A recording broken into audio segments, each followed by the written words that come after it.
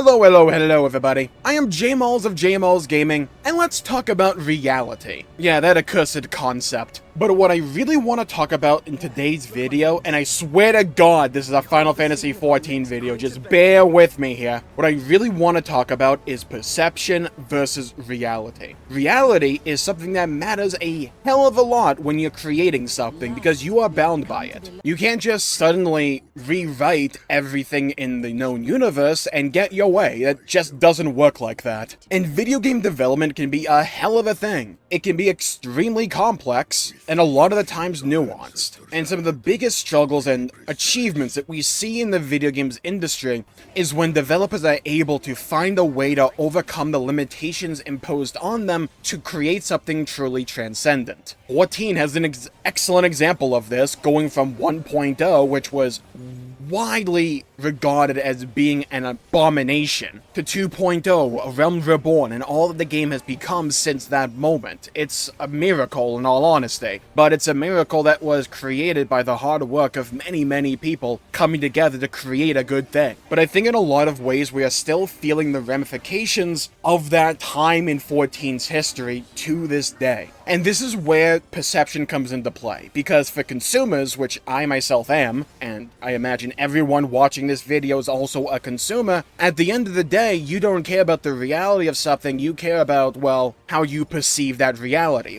Let me make sense for you all out there.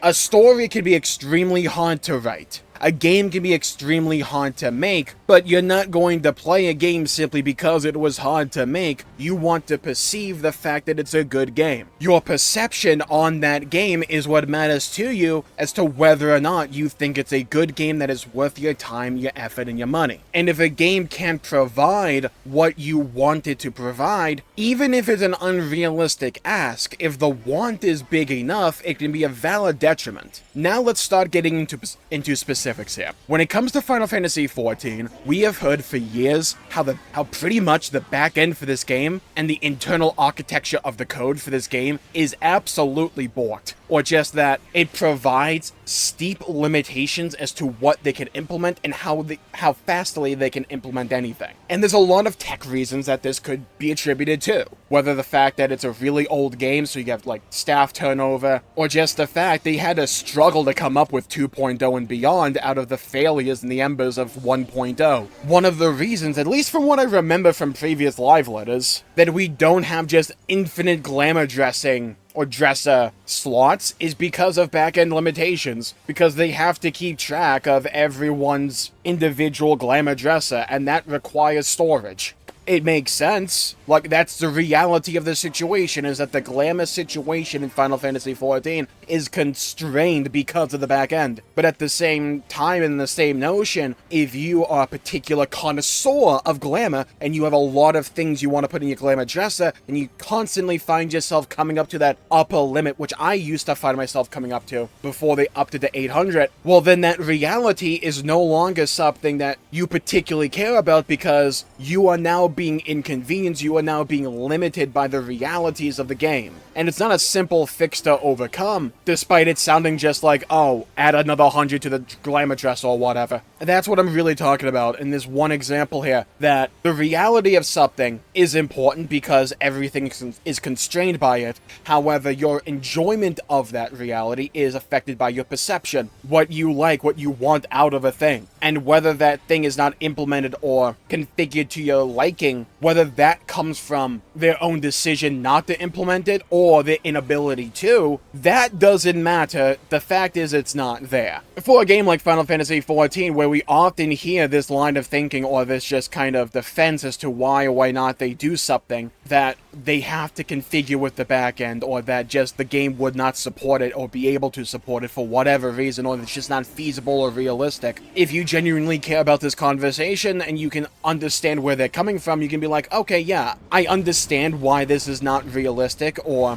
why it would be extremely hard for it to be incorporated into Final Fantasy XIV. And I think a really good example of this nowadays is limited jobs. And I talked about Beastmaster a few days ago, and that the concept of limited jobs I don't mind, because I like the idea of having this separate minigame-esque mode to where you throw all caution to the wind. balls go straight on the wall like they're super glued onto it, and you just go, okay, anything that wouldn't work for the base game, now we can experiment, we can be creative, we can be wild, we can be reckless, we don't need to care, because this is not meant to be serious, it's meant to simply be fun, and this side piece of content secluded from the rest of the game that you can choose to go down and partake in. I think that idea as a concept has a lot of potential, especially in a game like Final Fantasy XIV, this MMORPG that asks so much time from the player base. Perception versus reality. To the people who would want Blue Mage or who would want Beastmaster in whatever iteration it takes shape or takes form in. To those people who would want those jobs to be baked into the game by itself, to be playable with everything, they're not going to particularly care all that much if it would be hard to implement. All they care about is that you're telling them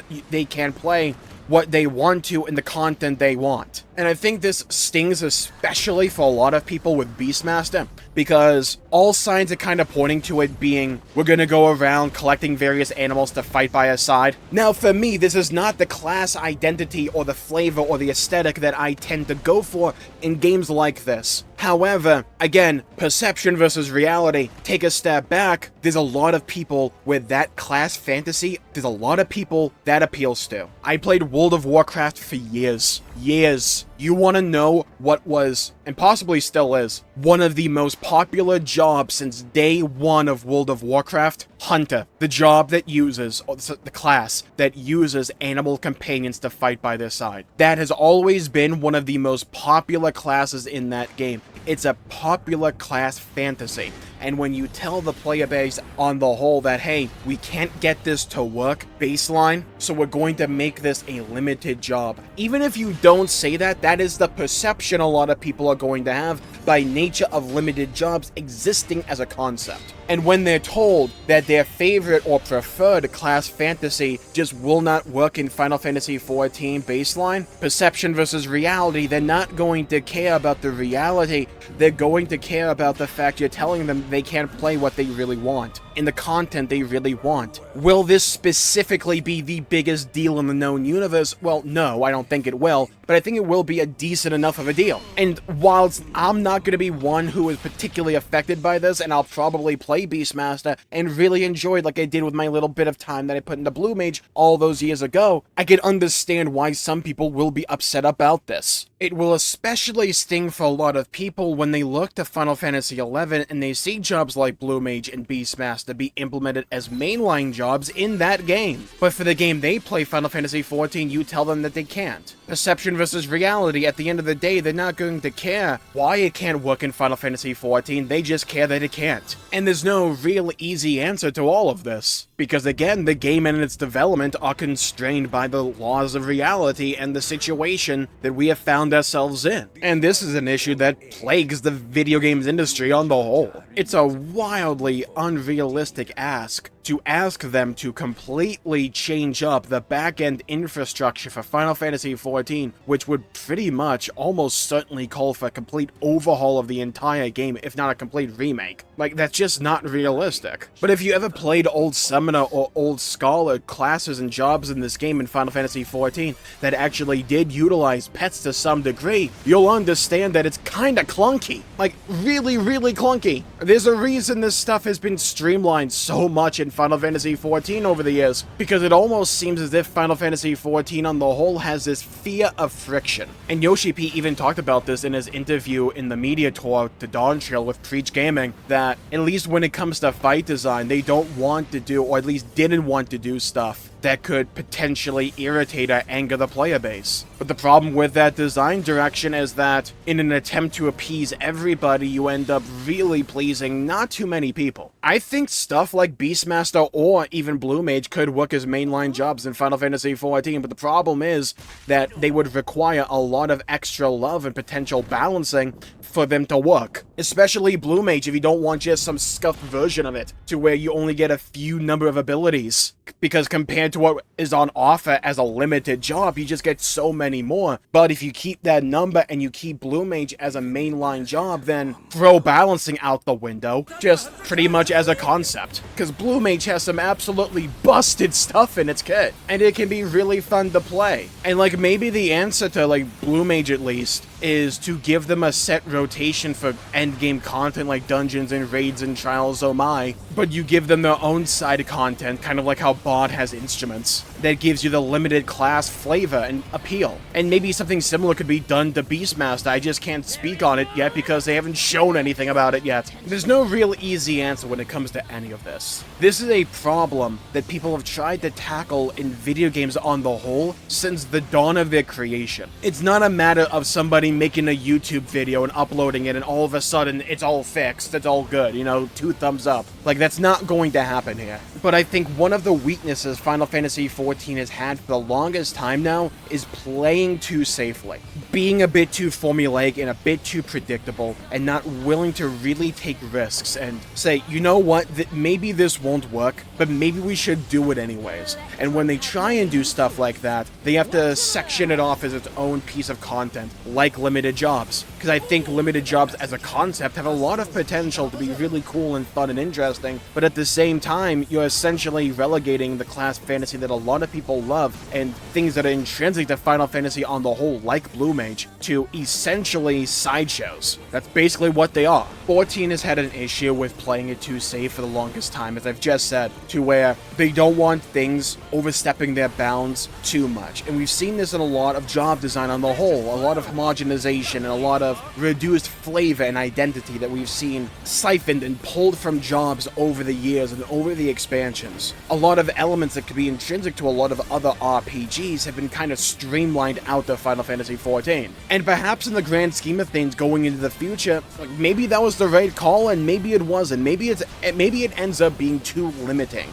in terms of design potential for 14. And maybe for the time up to now it was the right call, but maybe now is the time to say, you know what, let's try something new and bold and different, because that's what they're doing when it comes to fight design in 14. When it comes to Dawntrail, the fights have been really good. The dungeons, the trials, the raids have been really good. They've been fun. They've been taking more risks, trying new things, going outside of the comfort zone that 14 has kind of carved in the dirt for the longest time, and trying new things. At the end of the day, they still feel like Final Fantasy XIV bosses. They still feel like Final Fantasy XIV mechanics, but they're repackaged in new and interesting ways and possibly slipped in a new idea every now and then, and it freshens up the experience. And I think one of the biggest things that they could really embrace going into the future for this game is saying, you know what, maybe we should just try it. And going into the future, going into this new giant arc of Final Fantasy XIV, this new era of Final Fantasy XIV, that's the thing I hope to see from them the most. The desire to try new things, the desire to step outside of their comfort zone and say, you know what, maybe this won't work in the long haul, but let's try it anyways and see if we can get it to stick on the wall. More job flavor, more identity, taking more risks. Because I don't think the restraints that Final Fantasy XIV has on it, by nature of its back-end code, will ever prevent it from being a really good game. You just have to work within those limitations and possibly surpass them every now and then when you really can. I like the gameplay of 14. I like the combat. I like job design when it's good. I have been absolutely loving tank design on the whole since Dark Knight when it comes to Dawntrail. It's not perfect by any stretch of the imagination. We go back to that moment of time where I talked about, hey, I want to see more identity, more individuality when it comes to job design. That doesn't mean I don't like what's there already. It just could be way better. By nature of creating a MMORPG, they try and be symmetric in the design as they possibly can. It's one of the reasons we no longer really have job quests for everybody anymore, and have sacrificed that for role quests because it was simply too much development time. Again, perception versus reality, I would still prefer job quests to role quests, but I can understand that one, and if the role quests are good enough, like back in Shadowbringers for me, then I don't particularly mind, or the ones in Endwalker that allowed me to go back to certain places that we went to throughout various parts of Final Fantasy XIV and get a bit of an epilogue or a furthering of that story. I really like that element of it. I haven't touched the ones in Dawntrail, so I can't speak to them. But again, it's all about taking the limitations you are working under and trying to be as adventurous and creative as you possibly can while working in those constraints, being as imaginative as you possibly can. And while I think Viper is solidly okay, the job fantasy of Pictomance is great. It feels as if you're painting these works of art to summon into the world for various effects. It's a really cool concept that they managed to make work in the game. That's kind of an example of what I'm talking about. Being willing to take risks, to take a cool and wacky concept like Pictomance and say, how can we get this to work in 14? It's a shame about Beastmaster, but hopefully it is a limited job, the content that it brings to the table as a limited job. Hopefully that can be really fun and interesting. I think the best that developers can hope for at the best of times sometimes when it comes to this stuff is making the best out of any situation. Saying, okay, maybe we can't do A or even B, but we can do C, and we can do C really well, and we should lean into that element. And I don't think 14 nails it all the time. Like I said, I still think Blue Mage could have worked as a regular job with a few changes to it. And maybe for some people it would feel too limiting compared to the potential that Blue Mage has, but I still don't see why you can't give Blue Mage a set rotation for like current content and stuff like that, and then have the whole limited aspect to it work as side content. Oh, we can't ask a new job or this one-off job to go around the world collecting its own kit when everyone else just gathers their abilities by leveling up.